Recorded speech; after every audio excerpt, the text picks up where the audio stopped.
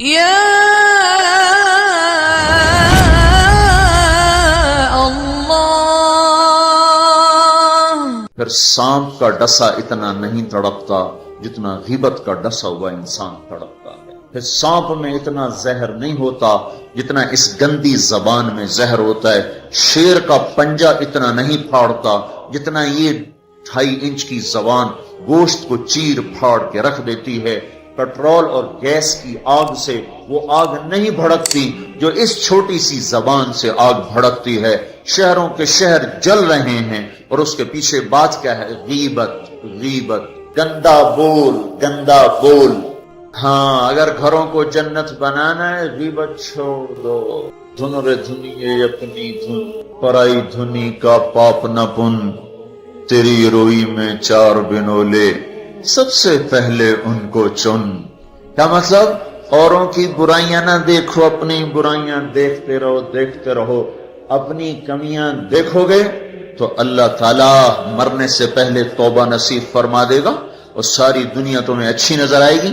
اگر اپنی اچھائیاں دیکھو گے اور اوروں کی برائیاں دیکھو گے تو اللہ توبہ کا دروازہ بند کر دے گا، سارا جہان آپ کو برا نظر آئے گا، اپنی ذات آپ کو بڑی اچھی نظر آئے گی اور بڑی قابل تعریف نظر آئے گی، اور اس کے ساتھ پھر تکبر پیدا ہوتا ہے، اور تکبر میں مرنے والا جنت کی ہوا بھی نہیں سونگھ سکتا۔ پہلے عجب آتا۔ عجب کیا ہے؟ میں بڑا اچھا ہوں، میں بڑا اچھا ہوں، یہ عجب ہے، میں بڑا اچھا ہوں۔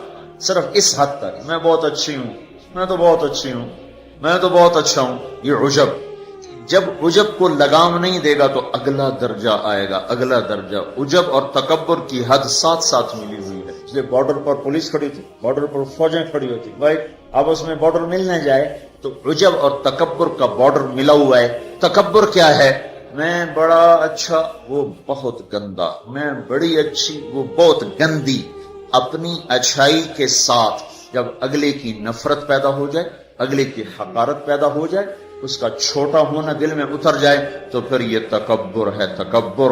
اور تکبر عزازیل را خار کرد، شیطان نے شرک تو نہیں کیا تھا، تکبر کیا تھا۔ اگر میں سجدہ نہیں کرتا، اتنی بات تو اس کی ٹھیک ہے کہ مخلوق کو سجدہ نہیں ہوتا، لیکن کیوں نہیں کرتا؟ کہ انا خیر منہ۔ تو دو باتیں، اللہ نے زمین آسمان سے کہا میری مانو، ان کا یا اللہ ہم نہیں مانتے۔ اللہ نے شیطان سے کہا میری مانو، ان کا یا اللہ میں نہیں مانتا۔ تو زمین آسمان کو کچھ نہیں کہا، شیطان کو مردود کیا۔ کیوں؟ دونوں نے انا اردنا الامانۃ علی السماوات والارض والجبال، ہم نے آسمان، زمین، گلگت کے پہاڑوں کو کہا میری امانت اٹھاؤ، فابین ان یحملن منھا، اور کہنے نہیں اللہ ہم نہیں اٹھاتے، ہم نہیں اٹھاتے، ہم نہیں اٹھاتے، ان کو تو کچھ نہیں کہا۔ اللہ نے کہا وَإِذْ قُلْنَا لِلْمَلَائِكَةِ اسْجُدُوا لِآدَمَ فَسَجَدُوا إِلَّا إِبْلِيسَ، اللہ نے کہا سجدہ کرو، شیطان نے کہا میں نہیں کرتا۔ مَا مَنَعَكَ أَن تَسْجُدَ لِمَا خَلَقْتُ بِيَدَيَّ، تو سجدہ کیوں نہیں کرتا؟ زمین آسمان تم بوجھ نہیں اٹھا رہے؟ نہیں اللہ ہم نہیں اٹھائیں گے۔ شیطان تو سجدہ کیوں نہیں کر رہا؟ میں نہیں کر رہا۔ فرق کیا ہے؟ شیطان نے کہا میں نہیں کرتا، کیوں نہیں کرتے ہو؟ انا خیر منہ، میں اچھا ہوں، یہ برا ہے۔ خلقتنی من نار، میں آگ سے بنا، آگ اوپر جاتی۔ دیکھو نا، دیا سلائی کو آگ لگاؤ اور اس کو الٹا بھی کرو تو آگ اوپر جاتی، آگ اوپر جاتی۔ خلقتنی من نار وخلقتہ من طین، میں آگ سے، یہ مٹی سے۔ استخبر، وہ متکبر ہوا، نہ کہ دفع ہو جا۔ اچھا زمین آسمان نے کہا ابھی اللہ ہم نہیں اٹھاتے۔ اللہ کہا کیوں؟ اشفق، یا اللہ ہمیں تیرا ڈر، اللہ ہمیں تیرا خوف ہے کہ ہم تیری امانت اٹھا نہیں سکیں گے، اللہ ہماری ہمت نہیں کہ ہم تیری امانت۔ اشفقنا منہا، وہ ڈر گئے کہ یا اللہ ہمارا بس کا نہیں ہے۔ اللہ کا جاؤ معاف کر دیا۔ انہوں نے کہا میں اچھا ہوں، تو مردود ہے قیامت تک کے لیے۔ تو میرے بھائیوں بہنوں، ایک بہت بڑی آگ ہے جو جنگل کی آگ سے بھی زیادہ شدید ہے، اور یہ زبان کا غلط بول ہے، یہ غیبت ہے، یہ غیبت جو سب سے زیادہ انسانوں کو جہنم میں لے کر جائے گی، سب سے زیادہ انسانوں کو جہنم میں گرائے گی۔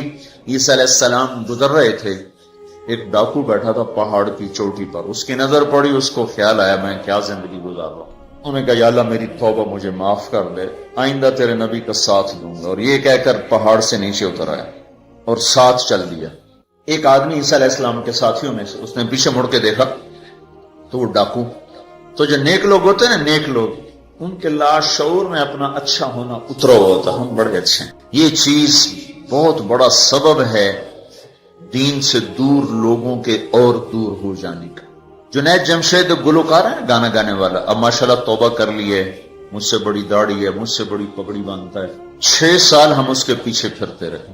جب اللہ نے اس کو توبہ کی توفیق دے دی تو اس نے مجھ سے کہا میں صرف اس وجہ سے ان راہوں پہ چلا کہ تم نے مجھے حقیر نہیں سمجھا اور نفرت کا اظہار نہیں کیا، اور دوسرا کبھی فتویٰ نہیں سنایا کہ تو حرام کھاتا ہے. حرام ہی تو کھا رہا ہے، یہ ہم نے کبھی منہ سے نہیں کہا تو حرام کرتا ہے، حرام کھاتا ہے. سنتے رہے سنتے رہے سنتے رہے، چلتے رہے چلتے رہے. 6 سال کے بعد خود ہی توبہ کر لی، 3 چلے بھی لگا دیے اور داڑھی بھی رکھ لی اور چلے بھی لگ گئے اور کتنے حج ہو گئے. اور اس کے پیچھے کیا تھا؟ صرف محبت. اس کے گناہ کا اس کو تانا نہیں دیا. تو یہ جو تانا دینا ہوتا ہے یہ اور لوگوں کو دین سے دور کرتا. تو اس آدمی نے عیسیٰ علیہ السلام کے ساتھی نے یوں دیکھا اور بڑی حقارت سے کہا ہاں بڑے آئے ہیں. جو نیک لوگ ہوتے ہیں، نیک پاک عورت، پردے دار عورت، کوئی آ گئی ایسی بیچاری تھوڑی سی اعمال میں ڈھیلی تو اس کو بڑی ایسے نفرت کی نظر سے دیکھتی، آپ بڑی نیک حاجن بنتی، اس کو ایسی نظر سے دیکھتی. یہی حال یہ پکے نمازیوں کا ہے، یہ ایسے دیکھتے ہیں کہ جیسے پتہ نہیں اگلا دین سے ہی نکل گیا ہے. تو اس نے یوں دیکھا تو اللہ تعالیٰ نے فوراً جبریل کو بھیجا، کہا میرے روح عیسیٰ تیرے پیچھے 2 آدمی آ رہے ہیں، ایک تیرا ساتھی ہے، ایک ڈاکو اور چور و چکا ہے. ڈاکو سے کہو تیری توبہ پر تیرے پچھلے سارے معاف، تو نئے سرے سے عمل کر. اور اپنے ساتھی سے کہو تیری نفرت کرنے پر تیری ساری نیکیاں برباد، تو بھی نئے سرے سے اب نیکیاں، تیرا سب ختم. تو ٹھیکیدار ہے میرے بندے کو حقیر سمجھنے کا. تو میرے بھائی اور بہنوں، ہمارے گھروں میں آگ ہے، آگ، اور وہ آگ چولہے کی آگ سے تیز ہے، پیٹرول گیس کی آگ سے تیز ہے، اور وہ غیبت کی بھڑکائی ہوئی آگ ہے. یہ وہ آگ ہے جو زبان نے بھڑکائی ہے، اس کو پانی سے نہیں بجھایا جا سکتا. تمہارا گلگت کا خوبصورت بہتا ہوا دریا یہ سارے کا سارا روک کر گلگت کے اوپر ڈال دیا جائے تو بھی یہ آگ ٹھنڈی نہیں ہو سکتی. اس آگ کو ٹھنڈا کرنے کا اللہ تعالیٰ ہی نے کہا ہے طریقہ، جو بتایا کہ لا یغتب بعضکم بعضا، بند کر لو زبانیں، غیبت مت کرو. لا تجسسوا، ہمارے نبی نے کہا کسی کی ٹو نہ لگاؤ، کیا کرتی ہے کیا کرتا ہے. لا تحسسوا، لا تجسسوا. تحسس کیا ہے؟ خود پیچھے پھرنا. اور تجسس کیا ہے؟ کسی کو پیچھے لگ جاؤ دیکھو کیا. جیسے پولیس بھی نہیں، حکومت والے CID لگاتے ہیں نا، CID، یہ تجسس ہے. تجسس جاسوس، اسی سے جاسوس ہے. تجسس سے جاسوس. اور وہ رپورٹ لکھتے ہیں، وہ الٹی لکھیں سیدھی لکھیں، اسی پہ فیصلے ہوتے ہیں.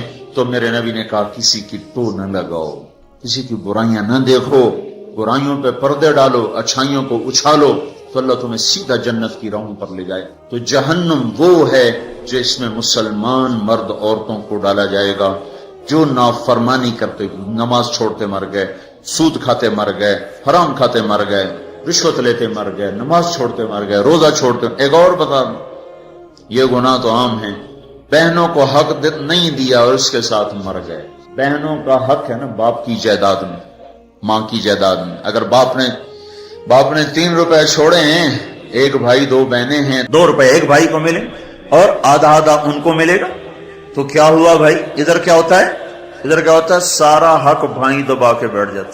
سارا حق بھائی نے دبایا، اور بھائی کیا ہوا؟ کہا جی ہمارا رواج کوئی نہیں. اچھا قرآن تو کہتا ہے للذکر مثل حظ الانثیین، 2 بیٹیوں کے برابر ایک بیٹے کا حصہ ہے. 1 روپیہ بیٹی کو ملا، 2 روپے بیٹے کو ملے، 8 آنے بیٹی کو ملے، 1 روپیہ بیٹے کو ملے گا.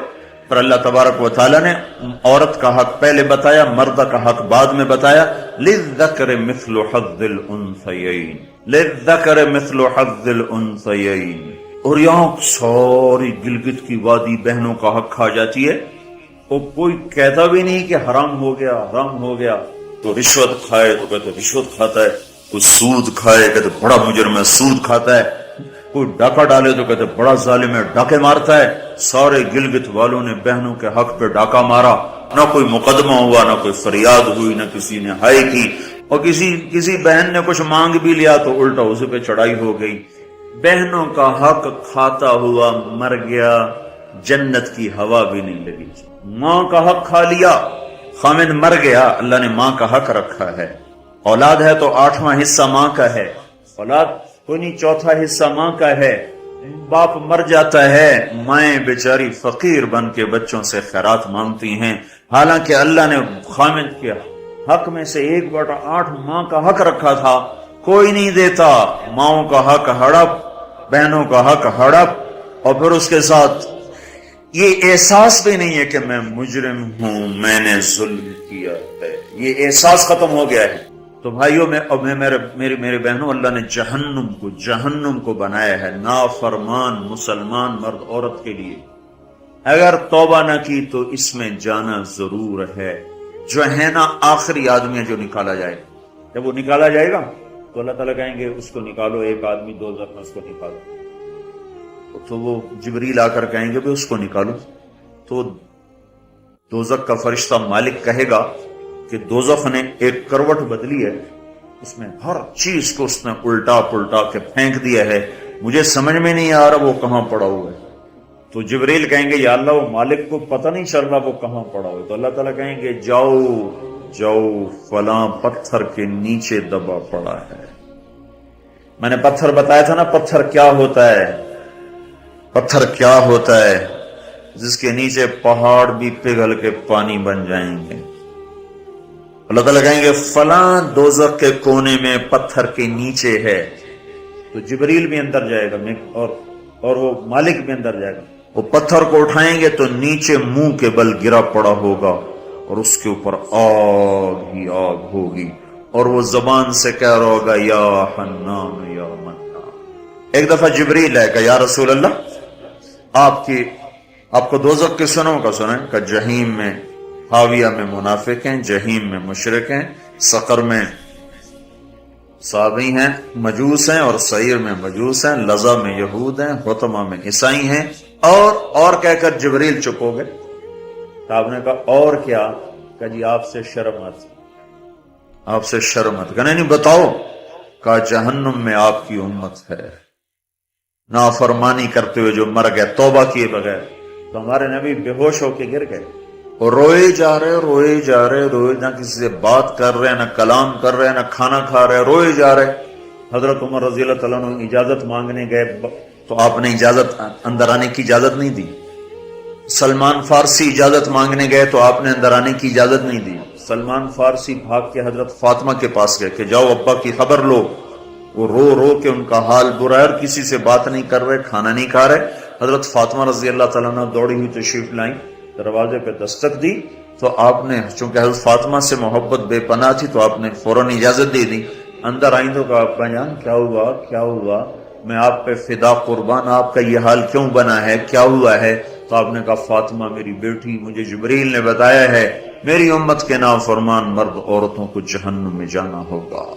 رامنا کتنے نوجوان ہوں گے جو کہیں گے ہائے ہماری جوانی پہ کرم میں رحم کرو، پر کوئی رحم نہ کھائے گا. کتنے بوڑھے ہوں گے جو کہیں گے ہمارے بڑھاپے پہ رحم کرو، کوئی رحم نہ کھائے گا. کتنی عورتیں ہوں گی جو ننگی ہو کر جہنم میں پھینکی جائیں گی اور ان کے بالوں کی چوٹیوں سے پکڑ کر فرشتے ان کو گھسیٹ رہیں گے. وہ کہیں گے ہائے ہماری بے پردگی، ہم پر رحم کرو. ان پر کوئی رحم کرنے والا نہیں ہوگا. مجھے یہ خبر رلا رہی ہے، بے قرار کر رہی ہے.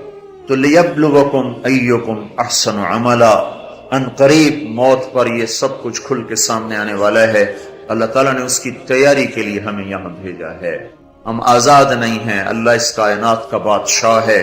زندگی موت کا نظام بنایا اور عزت اور ذلت کا نظام بنایا، جنت اور جہنم کا نظام بنایا، عرش فرش زمین آسمان چاند تاروں کا نظام بنایا، اور دنیا اور آخرت کی ساری عزتوں تک پہنچانے کے لیے حضرت محمد صلی اللہ تعالی علیہ وسلم کو رہبر بنا کر، ہادی بنا کر، قیامت تک کے آنے والے انسانوں کے لیے رہبری کا طریقہ دے کر آپ نے مدینے مکے کی پہاڑیوں سے آپ کو چاند بنا کے، سورج بنا کے آپ کو طلوع فرمایا اور پھر قیامت تک کے لیے سورج چمکتا رہے گا، یہ چاند چمکتا رہے گا، نہ یہ گھٹتا ہے، اور نہ اس پر کوئی گہن لگتا ہے، نہ اس پر کوئی داغ آتا ہے، نہ اس میں کوئی آگ ہے۔